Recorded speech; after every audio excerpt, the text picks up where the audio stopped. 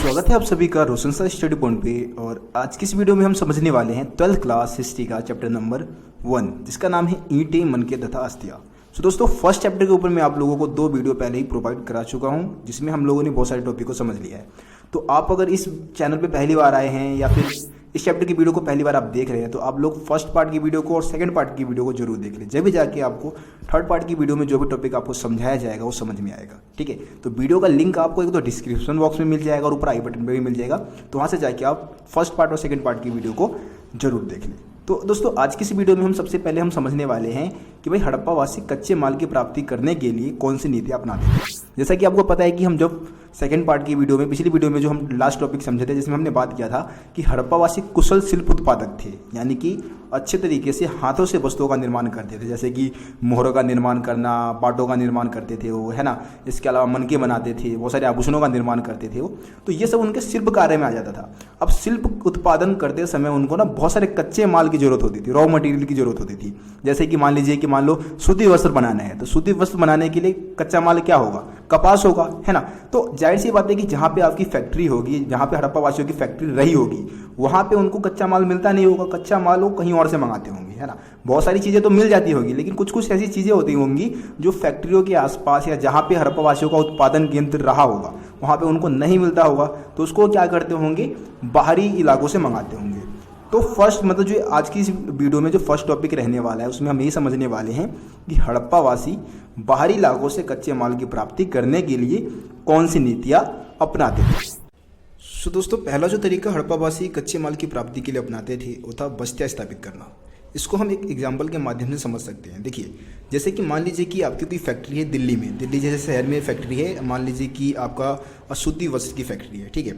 अब सूती वस्त्र बनाने के लिए आपको कपास की जरूरत पड़ेगी। अब जाहिर सी बात है कि दिल्ली में कपास की खेती तो होती नहीं है, तो आप कहाँ से मंगाएंगे? बाहर से मंगाएंगे, किसी ग्रामीण इलाके से मंगाएंगे। आप क्या कर सकते हैं? जहाँ से आप मान लीजिए कि आप बिहार से आप कपास मंगा रहे हैं, तो उसके लिए आप क्या कर सकते हैं? अपने कुछ लोगों का, अपने सगे संबंधी लोगों की बस्तियां बना सकते हैं बिहार में, ठीक है, जो आपको जानते हैं। और वहाँ पे बस्तियां स्थापित करके आप क्या कर सकते हैं? उन लोगों से आप संबंध भी बना सकते हैं, अच्छे संपर्क बना सकते हैं और आसानी से आप कच्चे माल को वहाँ से मंगवा सकते हैं, है ना। तो हड़प्पावासी भी यही तरीका अपनाते थे। हड़प्पावासी उन स्थानों पर बस्तियों की स्थापना करवाते थे जहाँ से वो कच्चे माल को आसानी से मंगा सके। उदाहरण के लिए हम यहाँ पे नागेश्वर और बालाकोट की बात करेंगे। नागेश्वर और बालाकोट, ठीक है, बालाकोट तो इस समय पाकिस्तान में है, नागेश्वर जो है गुजरात में, ठीक है। तो यहाँ से क्या करते थे? वो संघ की प्राप्ति करते थे और यहाँ पे बस्तियाँ स्थापित करवाई थी। इसके अलावा अफगानिस्तान का सोरतुगई, ये बहुत ही ज़्यादा इंपॉर्टेंट नाम है भाई, बहुत ही ज़्यादा महत्वपूर्ण नाम है ये। अफगानिस्तान का सोरतुगई, जहाँ से लाजवर्द मणि मंगाने के लिए क्या मंगाते थे? लाजवर्द मणि। इसको हम नील मणि भी कहते हैं, जो कि बहुत ही ज़्यादा कीमती माना जाता था। और लाजवर्द मणि मंगाने के लिए अफगानिस्तान के सोरतुगई में बस्तियों की स्थापना की गई थी। इसके अलावा हम गुजरात में भरौच की हम बात कर सकते हैं। यहाँ पे कार्नेलियन मंगाने के लिए क्या किया? बस्तियाँ बनाई। इसके अलावा दक्षिणी राजस्थान तथा हम उत्तरी गुजरात की बात करें तो यहाँ से सिलखड़ी मंगाते थे। आपको पता है कि हड़प्पाई मोहरों का निर्माण सिलखड़ी नामक पत्थर से ही किया जाता था। इसके अलावा हम राजस्थान की बात कर सकते हैं, तो राजस्थान से बहुत सारे धातुओं को मंगाने के लिए बस्तियाँ स्थापित की गई थी। तो ये ऐसे नाम है जहाँ से कच्चे माल की प्राप्ति करने के लिए हड़प्पावासियों ने क्या किया था? बस्तियों की स्थापना किया था, ठीक है। उसके बाद जो दूसरा तरीका था वो था अभियान भेजना। अब जैसे कि आप लोग देखते होंगे चुनाव के समय में क्या होता है? चुनाव अभियान चलाया जाता है, जिसमें नेता लोग क्या करते हैं? लोगों के घर घर जाते हैं, पैम्पलेट बांटते हैं, उनके पैर छूते हैं, है ना, और उनसे वोट मांगते हैं। तो ये हो गया अभियान चलाना। अब इसमें क्या होता था? हड़प्पावासी भी कुछ ऐसा करते थे। हड़प्पावासी क्या करते थे? अपने लोगों का समूह या लोगों का ग्रुप एक अभियान के रूप में दूसरी जगह पे भेजते थे। और अभियान भेजने से क्या होता था कि दूसरे लोगों से ना संपर्क स्थापित की जाती थी। जैसे कि चुनाव के समय में नेता लोग क्या करते हैं? अभियान चलाते हैं और आम लोगों से संपर्क स्थापित करते हैं। तो इसी तरीके से हड़प्पावासी भी क्या करते थे? अभियान भेज के लोगों से संपर्क बना के कच्चे माल की प्राप्ति करते थे। अब देखिए कहाँ कहाँ पे अभियान भेजे गए थे। तो राजस्थान का खेतरी अंचल एक जगह था जहाँ से तांबा मंगाने के लिए उन्होंने क्या किया?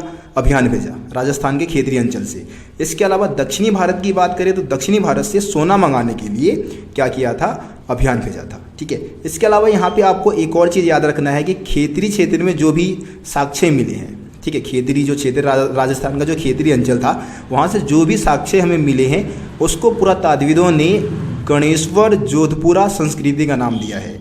ठीक है, इसको हड़प्पा संस्कृति से अलग माना गया है।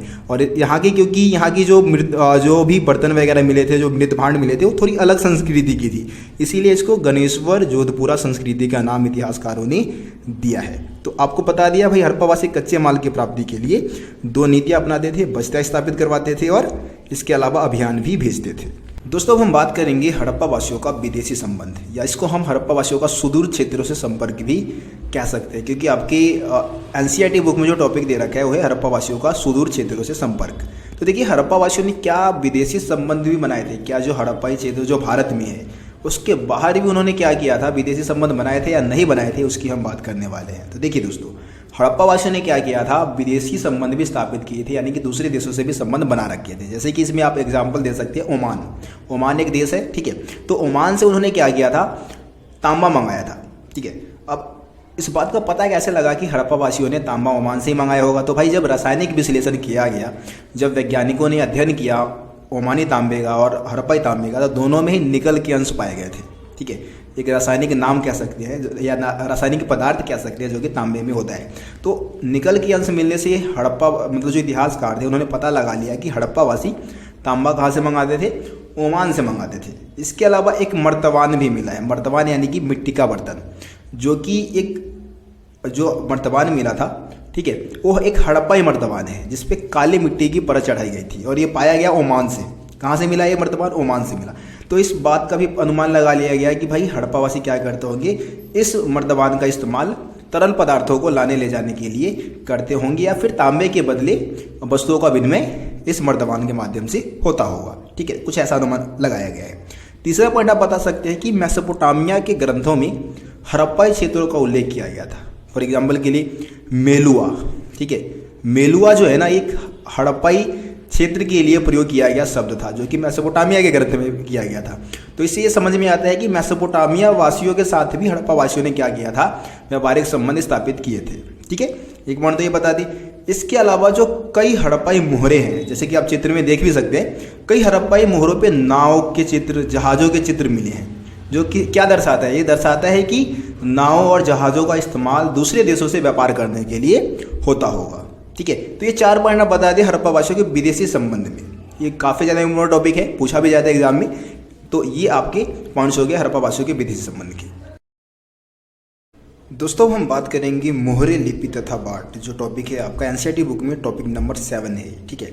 इसमें हम सबसे पहले हम हड़प्पाई मोहरों की बात करने वाले हैं। देखिए हड़प्पाई मोहरे, सबसे पहले मोहरे होती क्या है? देखिए स्टैम्प समझ सकते हैं आप, जैसे कि स्कूल में प्रिंसिपल से आप किसी लेटर पे या किसी कागजात पे स्टैम्प लगवाते होंगे, है ना, वो है मोहरे, ठीक है, हम इसको मोहर कहते हैं। तो ये जो हड़प्पाई मोहरे थी वो किस तरीके से बनाई जाती थी और इसका इस्तेमाल क्या किस लिए होता था, उसकी हम बात इस टॉपिक में करने वाले। देखिए हड़प्पाई मोहरों का जो निर्माण था ना, वो शेलखड़ी नामक पत्थर से किया जाता था और इसका इस्तेमाल लंबी दूरी के जो संपर्क है या लंबी दूरी के जो व्यापार थे उसको सुविधाजनक बनाने के लिए इसका इस्तेमाल किया जाता था। इसको भी हम क्या कर सकते हैं, एक एग्जाम्पल के माध्यम से हम समझ सकते हैं। जैसे कि मान लीजिए कि हड़प्पा सभ्यता में एक व्यक्ति है जिसको अपनी सामान की एक पोटली को ना दूसरे गाँव भेजना है, ठीक है, तो वो क्या करेगा, अपने सामान की पोटली को बहुत अच्छे तरीके से बांध देगा, उसके मुंह को बांध देगा और उसके मुंह पे क्या करेगा, एक स्टैंप लगा देगा, ठीक है, एक मोहर लगा देगा। अब मोहर जो लगाया गया है उसको क्या किया, उसने उस सामान को दूसरी जगह पे भेज दिया, ठीक है। अब जब मोहर का निशान जो लगाया गया था, मान लो कि उस मोहर के निशान में कोई बदलाव नहीं हुआ जो उसने लगाया था उस व्यक्ति ने, तो इससे क्या पता लग जाएगा कि उस पोटली के साथ किसी प्रकार की कोई छेड़छाड़ नहीं की गई है। लेकिन अगर जो मोहर उस व्यक्ति ने लगाया था उसके साथ कुछ भी बदलाव हो गया, उस मोहर का कोई निशान मिट गया या कुछ भी हो गया, तो ये पता लगा लिया जाएगा कि हाँ भाई इस पोटली के साथ कोई छेड़छाड़ की गई है, इसमें से सामान कुछ गायब किया गया है, ठीक है। तो इस तरीके से लंबी दूरी वाले व्यापार को सुविधाजनक बनाने के लिए हड़प्पावासी मोहरों का इस्तेमाल किया करते थे, ठीक है। उसके बाद हम बात करते हैं हड़प्पाई लिपि की। देखिए हड़प्पाई लिपि समझते हैं, लिखने का एक विधि है लिपि। जैसे कि आपको पता है हमारी जो हिंदी भाषा की जो लिपि है उसको हम देवनागरी लिपि बोलते हैं, संस्कृत भाषा की जो लिपि है उसको भी हम देवनागरी लिपि ही बोलते हैं ना। तो हड़प्पाई लिपि जो है उसकी क्या विशेषताएं थी, आपको पता है कि भाई हड़प्पाई लिपि को अभी तक पढ़ा नहीं जा सका है, इस कारण हमें हड़प्पा सभ्यता के बारे में बहुत ही कम जानकारी है, ठीक है। तो हड़प्पाई लिपि की विशेषता में जो हम पहला पॉइंट बताएंगे वो है एक रहस्यमय लिपि। देखिए हड़प्पाई लिपि को एक रहस्यमय लिपि कहा जाता है क्योंकि इस लिपि का अध्ययन अभी तक विद्वान नहीं कर पाए हैं। है ना। उसके बाद हम बता सकते हैं चित्रमय लिपि। देखिए हड़प्पा लिपि को एक चित्रमय लिपि बोला गया है, मतलब चित्रमय लिपि था ये, क्योंकि इसमें क्या था कि जितने भी शब्द मतलब कुछ भी इसमें दर्शाया जाता था ना, तो चित्रों के माध्यम से ही दर्शाया जाता था, ठीक है। तो इसीलिए इस लिपि को हम क्या बोलते हैं, चित्रमय लिपि बोलते हैं। इसके अलावा चिन्हों की संख्या हम बता सकते हैं। भाई हड़प्पा लिपि में जो चिन्हों की संख्या थी ना, वो 375 से लेके 400 के बीच में थी। जैसे कि आप इंग्लिश की ही बात कर लो, अब इंग्लिश में कितने शब्द आपको कितने चिन्ह सीखने होते हैं, 26, है ना। इसी तरीके से आप अगर हिंदी की बात करें तो हिंदी में जो वर्णमाला है उसमें लगभग आप 48 या 52 के आसपास, है ना, इतने चिन्ह सीखने होते हैं। इसके अलावा हम मतलब जैसे कि हड़प्पा लिपि की बात करें तो 375 से लेके 400 चिन्हों की संख्या थी। और हड़प्पा सभ्यता में जो सबसे लंबा जो अभिलेख मिला है ना, उसमें 26 चिन्ह थे, ठीक है। आखिरी पॉइंट हम बताएंगे दाईं से बाईं ओर लिखा जाना। जो हड़प्पा लिपि थी वो दाईं से बाईं ओर लिखी जाती थी। जैसे कि आप अगर हिंदी भाषा हम जो लिखते हैं वो बाईं ओर से स्टार्ट करते हैं, बाएं हाथ की तरफ से लिखना स्टार्ट करते हैं और दाईं ओर ख़त्म करते हैं। लेकिन हड़प्पावासी क्या करते थे, दाईं ओर से लिखना स्टार्ट करते थे और बाईं ओर ख़त्म करते थे। तो हड़प्पा लिपि जो थी वो दाईं से बाईं ओर लिखी जाती थी। दोस्तों हम बात करेंगे हड़प्पाई बाट की विशेषता, ठीक है। तो यहाँ पे आप बाट समझते होंगे। बाट बिहार में इसको बट्टा बोलते हैं, जिसको हम तौलने के लिए तराजू बट्टा होता है ना। अब तो भाई कंप्यूटर वाले तराजू आ गए हैं, लेकिन पहले हम क्या करते थे, वो कांटे वाली तराजू का इस्तेमाल करते थे, जिसमें हम बट्टे का इस्तेमाल किया करते थे, है ना, बाट जिसको हम बोलते हैं। तो हड़प्पावासी भी क्या करते थे, चीज़ों को तौलने के लिए बाटों का इस्तेमाल किया करते थे। अब ये जो बाट थे वो चट नामक पत्थर से बने होते थे। अब ये चट नामक पत्थर भाई आप कहाँ से दिखाऊं मैं, चित्र वगैरह कुछ मिले ही नहीं मेरे को, गूगल पे भी सर्च किया मैं, ठीक है। तो चट नामक पत्थर से बनाए जाते थे। और अगर हम इसके आकार की बात करें तो ये होते थे घनाकार, ठीक है। चट नामक पत्थर से बनते थे, घनाकार होते थे। इसके अलावा जो इसका निचला मानदंड था, मतलब आपको पता है कि भाई बाट के 2 भाग होंगे। जो निचला भाग था वो कहीं ना कहीं द्विआधारी था, जिसपे 2, 4, 8, 16, 32 ऐसे 2 से कटने वाली जो संख्याएं थी वो लिखी हुई थी। इसके अलावा ऊपरी मानदंड की हम बात करें, जो ऊपरी भाग था वो दशमलव प्रणाली का अनुसरण करता था, और दशमलव प्रणाली के अनुसार उस पर जो अंक थे वो लिखे गए थे, जैसे कि 10, 100, है ना, 1000, 10,000, लाख, 10 लाख, इस तरीके से।